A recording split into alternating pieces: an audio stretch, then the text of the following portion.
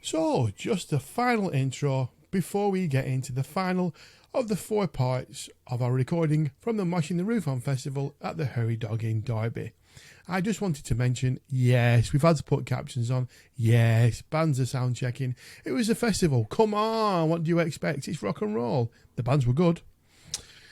Thanks to Neil Brannigan, the mastermind behind the festival and the charity he makes collections for. Thanks to Webby Webster for his massive help in making these 4 episodes possible. And in this episode, we talk to the decisive thrash metal band Thrasherwolf. Cheers, guys, and thanks for watching. We are joined by Thrasherwolf. Yes, in the past we've had 2 bands together. This time, this band is so big, we've got 1 band on the podcast all together. Welcome, Thrasherwolf. Hey!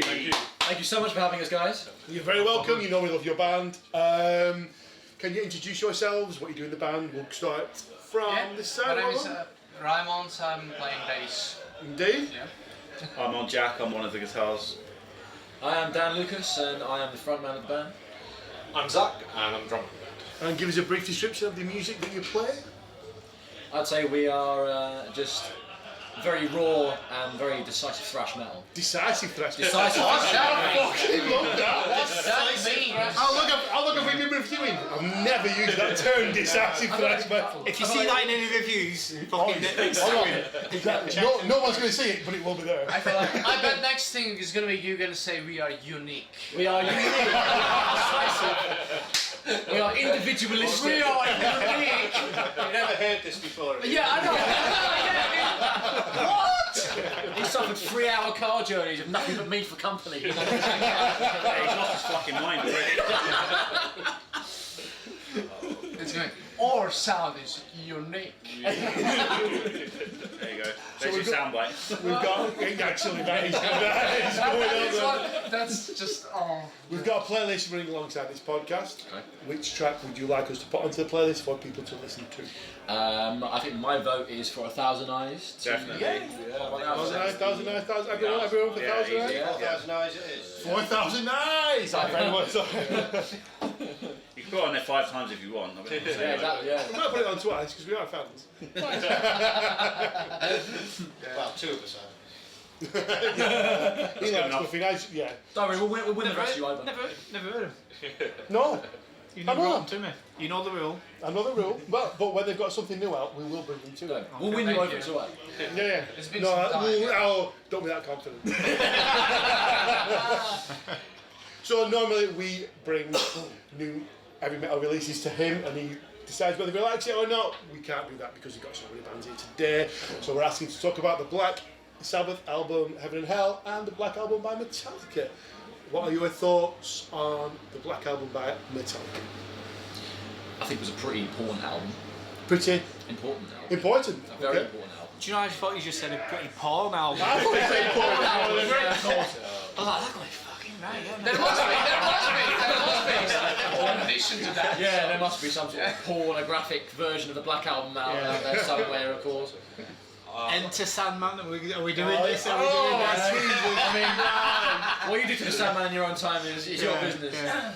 I'm thinking. Yeah. Yeah, I feel like in terms of how it influenced metal to go forward, you could definitely hear in a lot of the future bands, especially in the 90s and coming up from, well, even to now, that the Black Album's slower, heavier, I say more dronier pace can be felt in a lot of more modern band songs. Even for us, there was influence from the Black Album. I say in the heavier parts of Ruins, the ballad we had in our first album, you can hear that sort of the chugging, more groovy essence. Do you think it gave bands confidence to slow down? Of course it did. I mean, the more you play, the more you write, the more you realise there's only so many you can sort of write. There's only so fast you can go, and only so many times you can do that before you go, God, this is getting bloody boring now. I really want to play something a bit different, or at least change it up slightly. Ray's going to stab you in a minute. Yeah.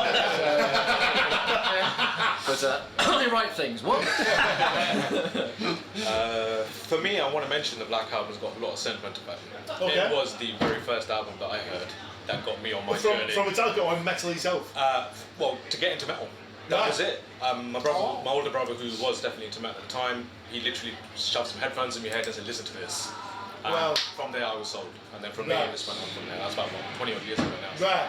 But yeah, Black Right. Album for me, 100%. So it's very influential for Very, you. very influential. Yeah. It's very strong with me. Yeah. But, So yeah. that's part of the reason why I picked this album, because we're a little bit older than you. So when this album came out, it was like, that's not thrash. Of course. Now I liked it, but some people had a problem with it. So I was very much wondering what another generation thinks of it, because there's a lot of our generation that go, it's not 3,000 miles an hour, not interested. I'm still listening to it. I play it myself. Yeah, I have noise. I like it very much. So. Sure thing. I mean, that's quite.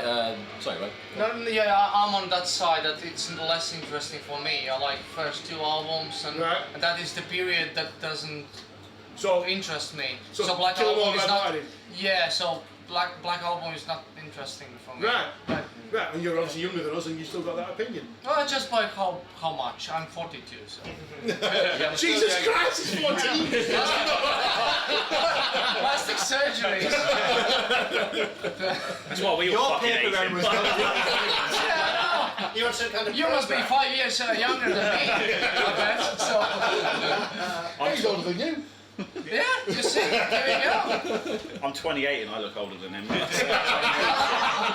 So, I'm 28. I feel a lot don't older give than me him as well. this, my generation. Our generation. Oh, that's a little biscuit song now. I'm gonna sit down. That's the old man chair. Is that the golden bench? Yeah. What's your, When you do, it takes longer to get up from. it makes a little bit of noise. Yes. I'll admit that I haven't played it in full for probably 10 years before. Serious I now? did. Yeah. No, it's an album I do spin often. Reasonably I often. mean, there are exceptions, obviously, but I feel like a lot of people who have grown up in the sort of streaming age don't often play albums in their full anymore. Anyway, Completely agree. Completely agree. Honestly, that's me. Like, yeah. So that's the question. Are you the same? Do you just pick and choose things from albums? Or? Yeah, I very much do. Like, I don't really listen to. Like, I obviously listen to Metallica, but I wouldn't go for an album. I would just shuffle. So you want to sit there and go, Massive Puppets? That's Yeah. You might. Sorry? Yeah. I mean, No. So Go on. no, I buy entire albums, but then I will put it on a massive playlist and just do a shuffle. So I've got the album on there because I feel like buying an album is an important part of being a music fan. You might hear that one song on a radio or something like that, and or it's massive everywhere else.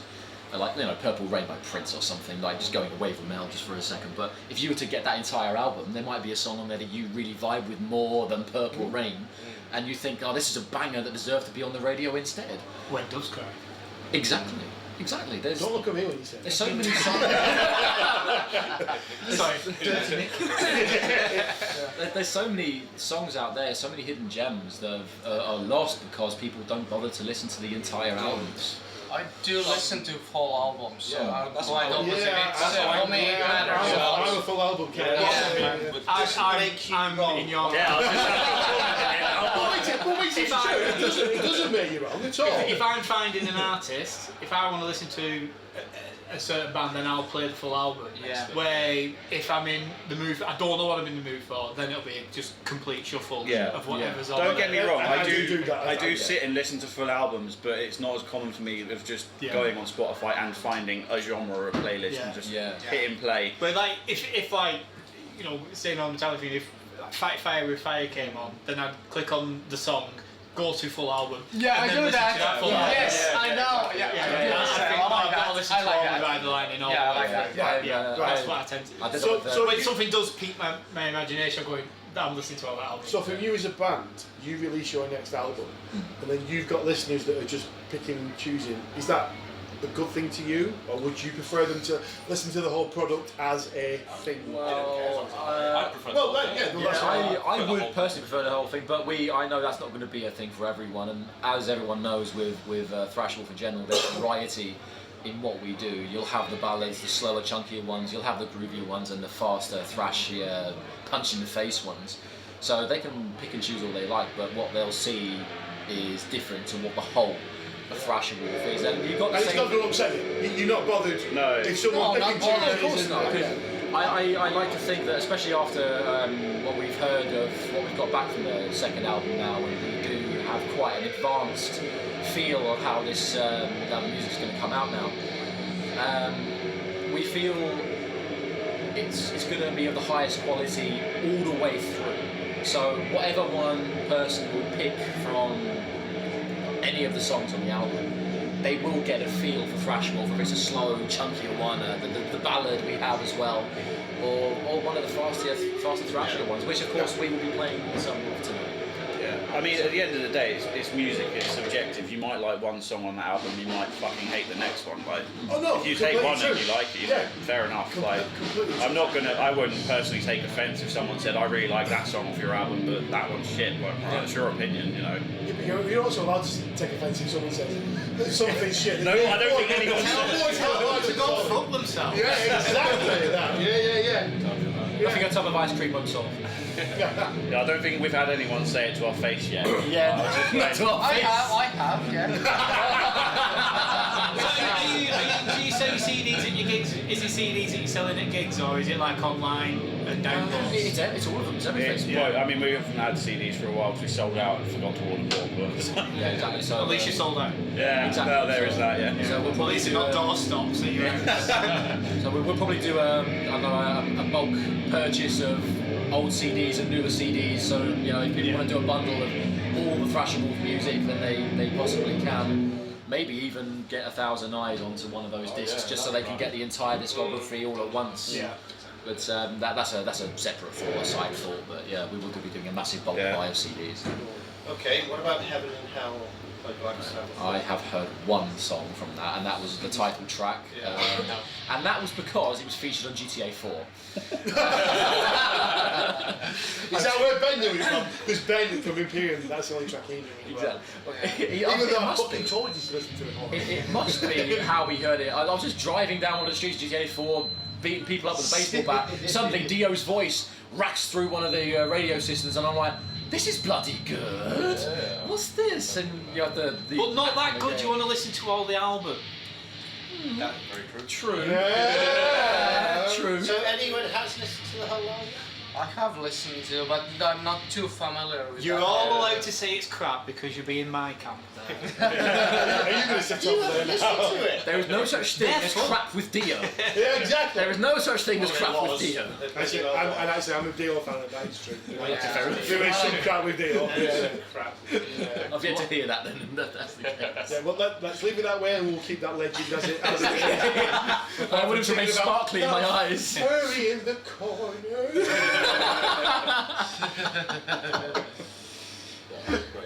So are we going for a good album, bad album?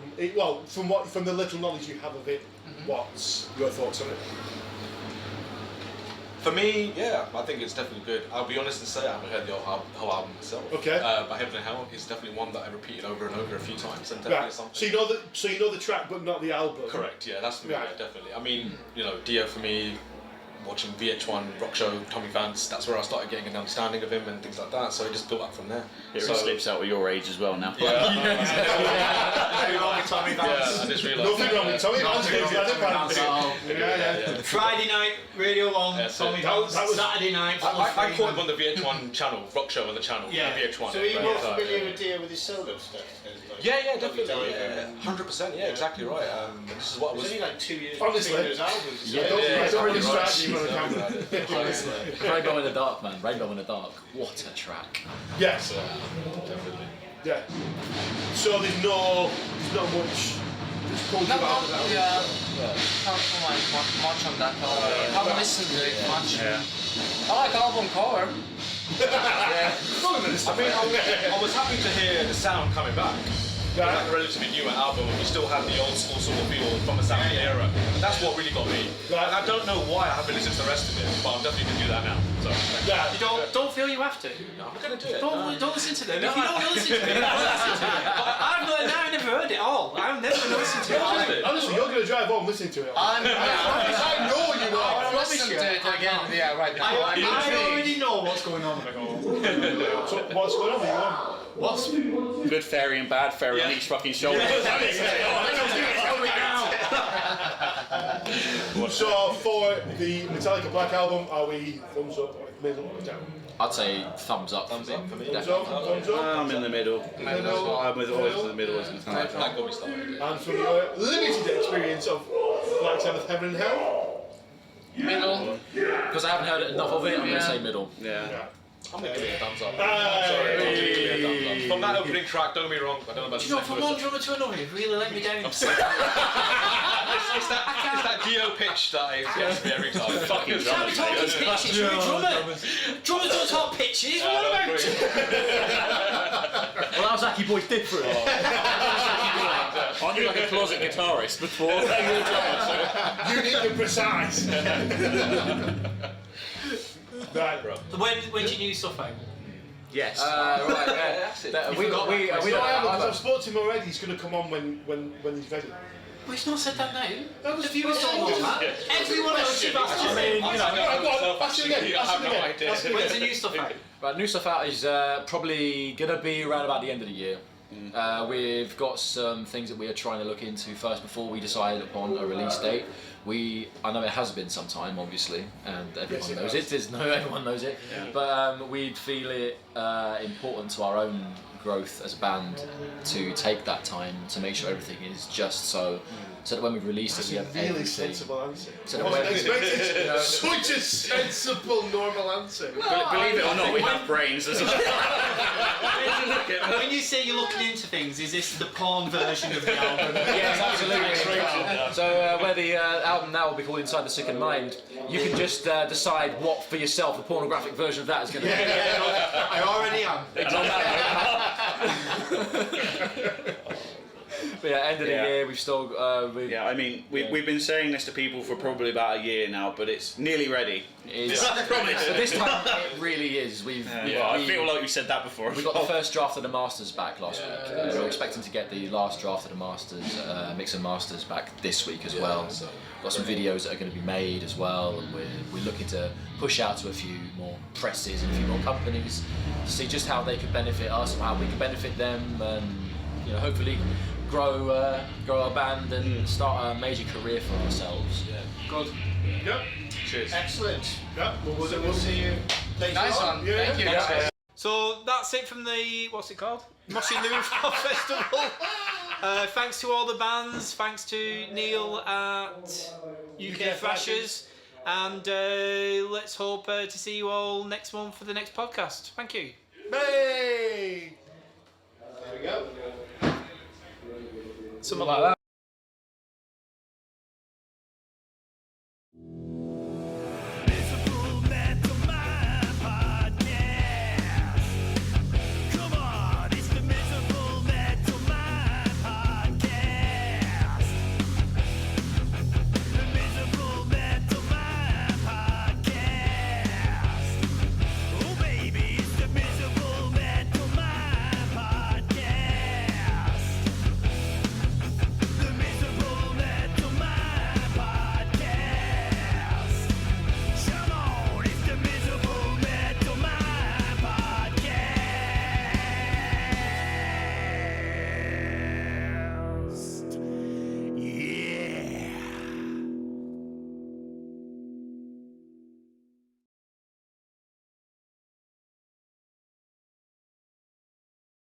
So just a quick intro before we get into part 3 of our recording from the Moshing the Roof On Festival at the Hairy Dog in Derby. I just wanted to mention the sound checks from the bands.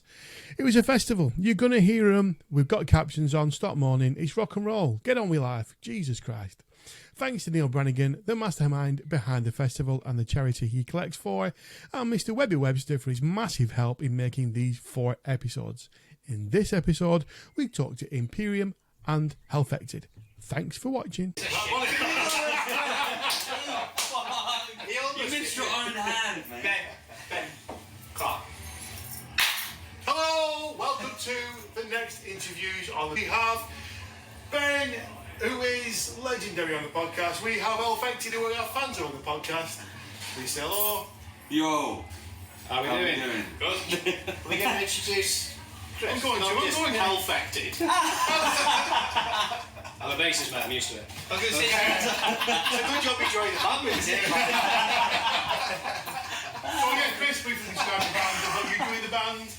So my band's How Affected. We play, I suppose you'd call black and thrash, and I am the bass player. Okay. Now, what do we think? Ben, what do you want to again, sir? Just mess around on stage for a bit, shouting a couple of words. Nah, just a vocalist. Just the vocalist. I always say just the vocalist. Just the vocalist. I am the vocalist. Oh, you're thinking just the bass player. Bass player's important. You are the bass player. Thank you. Yeah? Yeah. Someone knows. Steve Harris never says, I'm just a bass player. I bet you started off doing that. Do you know when it's like when you're starting off in a band, you're like, oh yeah, I'm in a band. And then we're probably still not at that point where you're like, yeah, we're in Imperium. People are like, yeah, what? You should still be saying, I'm just in a band. But when you get to that stage where you're like, I'm in Imperium, people go, oh, fucking hell, really? Are you in Imperium? Nah. Why? You just a singer? Honestly. So we've got a playlist running alongside the podcast. Yeah. What tracks would you like us to play from your band on that playlist? Oh, you can go first, Andy, if you think. I'll go, of the 8, I'll go Iron Thunder. Okay. Is that a different one from last time? No. Is it not? No. I'll do a different one. We do Capable of Murder. Okay. For us, I'm going to say Fractured off our first album. Okay. Just because new album's in the middle of being done, and I feel like people need to listen to the old thing just once more before they hear the new stuff. Yeah? Just so they can understand that it is the same band putting these 2 albums out, but you're not going to... So is that entry level Hell Affected, are we saying? Yes, right, that's entry level Hell Affected. So is the newer stuff similar to the older stuff? Or is it similar to the Death of Iron? It's more along the lines of Death of Iron, but there's a lot more to it. Like it's a lot more complex than Death of Iron. Well, more complex than Death of Iron? Yeah. Wow, A lot okay. more complex. Right. Very cool. Good. I'm sick. I think it sounds sick. Yeah. So when are we looking at this coming up? We're not sure yet. We're still in the process of recording. Right. I still haven't done all my bits yet. Right. I've done half the songs off it. So we're way off. Yeah, I'm recording the next half next weekend. Here. Okay. So it could be this year. It could be. Yeah. It's just once we've got it recorded, then it's all the behind the scenes stuff. And I actually know because I'm supposed to leave. yeah. Well, I mean, he'll give you a different answer than what Well, I that's actually, yeah. Every time I ask him, it's a different fucking answer. I'm a maniacal leader. It's like Simon Wheels. No, that's not true. So, as you know, the podcast, we look at new heavy metal music for Simon to look at, but we can't do that because there's 12 bands here. Yeah. So we want your opinions on 2 classic albums, Black Sabbath, Heaven and Hell, and the Black Album by Metallica. Any thoughts on those? You realise you've brought the biggest Metallica fanboy into this conversation. Yeah, you absolutely love it, didn't you? I think the Black Album's fucking brilliant. They said this last time we were chatting, I think that I was born the day after that came out. That's so Or the day, upsetting. yeah, the day after. Fucking hell. You are? Yeah? Must be nice getting the bus for free. Fuck me. I wish, that'd be fucking brilliant. Yeah, no, that's... It's not Italian, they never turn out. No, it's a fantastic album, I think. The production's crazy on it, like obviously. There's not a lot more I can say on the Black Album that people already know. I think it's wicked. You'd be surprised at what little people have said sometimes. Yeah, it's like... Because it's... The big thing going around is like everyone goes, oh yeah, that's when Metallica sold out. Yeah, which I do not think that. It's like, oh, they started going mainstream and they started doing this, started doing that, and it's, well, sale numbers. It's like, deeper than this, isn't it? Got to make money. yeah, it's like, they wanted to do something different and they did it. Yeah. Like, And it's still a heavy album. Yeah. yeah, which, Very like, heavy. It's not obviously, thrash, but it's not thrash, but like, It's that, fucking, that switching to... but sad but true, I'm trying to say it's not heavy, like, Sorry, I should have got that feeling. Yeah, no, it's sick. Sabatru, yeah, we've got some absolute monsters on there. For what it is, it's proper up there. It's up there with some of the best. So when did you first hear it? Probably not until after I'd met the boy. When he came over to hospital. Yeah, so I mean... Playing when he came home. Yeah. Going off in the hospital. In the baby carrier. Basically, it was released and it was played in the hospital. Vocals out there. Yeah, no, I love it. Heaven and Hell, that song in itself is probably one of my favourite Black Sabbath songs. Oh, I'm loving this. It's fucking wicked. I absolutely love that song. It's an unskippable, so basic in some ways, but Dio really brings that to life, man. That song is what I always used to riff over when I was like learning bass, because that's what I taught myself to improvise with. Because I get that completely. Geezer Butler is just a fucking animal on the bass, but like there's a lot of like musical space in Heaven and Hell when like the guitar's just hanging or whatever. So I always used to have that on loop. And then just put myself in and then practice jamming over it so that I could learn how to do fills and stuff. So you wouldn't follow Geezer Butler, you do your own thing? Yeah, I'd hear the bass line and then wherever the gaps were, I'd fill it with my own thing just to figure out what worked, because I don't know any music theory to save me fucking life. So it's almost like, oh, so what key is it in? Fuck knows. I play that string. There you go. That's as much as I fucking know. I just started doing vocal lessons for the first time, and they're like, oh yeah, so you can do this in like some stuff that Charlie's fantastic that's doing it with me, but I haven't got a fucking clue what she's going on about sometimes. It's like I've just been doing it, but it's been incredible learning actually how to do some stuff. But I'm in that stage now where I'm trying to unlearn some shit and learn some shit, and it's like. So like what are you unlearning? Well, I've always sung like from like here, and you're meant to go from here now. I know. I didn't even bother YouTubing it because it's the same as like nutrition. You look at one thing, you got 30 people saying one thing and then 100 people saying the other. So I went and just trust the process with Charlie, and it's been wicked. But yeah, now I'm singing from here most of the time. But I'm still learning not to use the throat as much as well. Is that to save your throat? Yeah. Because basically I come into this thinking about, because we're on tour at the moment, it's not consecutive, but to do 2 days, and then 2 days, and then 2 days, and then 2 days, I've never done. And I've been shitting myself that I won't be able to get to the end of it, so I thought, right, I'll go and do some sessions. And instantly, like last week, the last 2 days we've done Leicester and Kingston. And it was fantastic, speaking normally after the end. So, yeah, that's fucking wicked, yeah. So it's much better. But yeah, where was I going?